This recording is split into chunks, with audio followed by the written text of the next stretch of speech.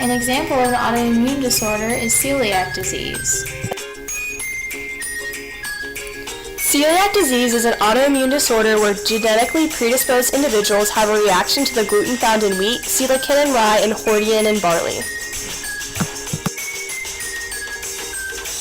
Because of the proteins that gluten is made up of, such as the gliadin in wheat, gluten is highly resistant to the enzymes in the intestines. Over time, these proteins can compromise the layer of cells, intestinal epithelium, of the small and large intestine.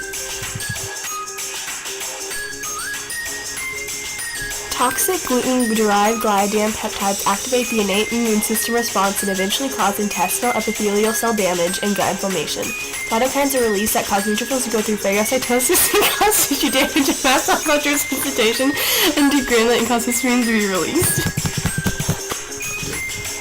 However, different gliadin proteins stimulate the adaptive immune response. TG2, an enzyme, breaks down the gliadin protein from glutamine amino acids to glutamic acid residues. This process makes the protein an ideal substrate because of its negative charge to bind to the major histocompatibility complex of the human leukocyte antigen molecules of HLA-GQ2 and GQ8. This stimulates T cells. As a result of the T cells, inflammatory cytokines are secreted. Symptoms of celiac disease include digestive issues such as bloating, vomiting, and weight loss, mental issues such as fatigue, migraines, depression, anxiety, and growth issues such as delayed puberty, malabsorption, and iron deficiency.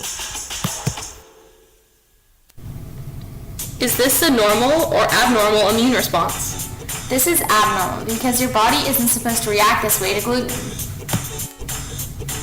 What conditions invokes this immune response?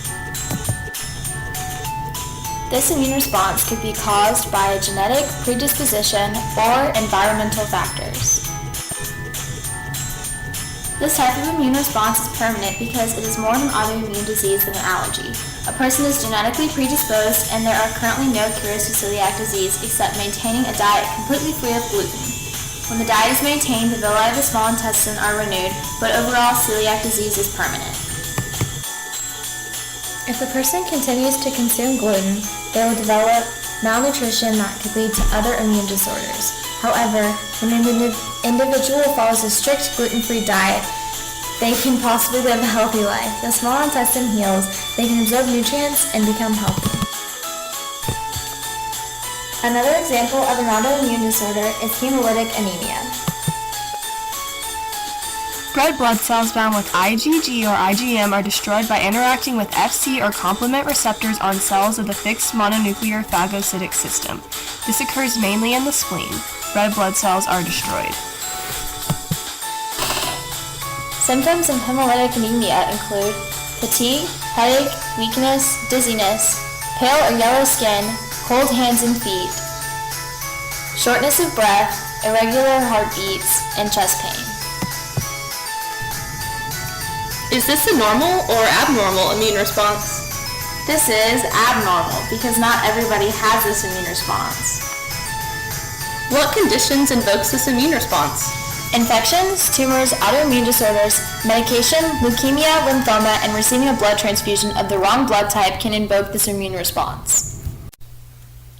This immune response can be permanent, temporary, and recurring. In some cases, the symptoms are mild and will resolve with time. Other cases may require medical care, including blood transfusions, intravenous immunoglobulin, corticosteroid medications, and surgery.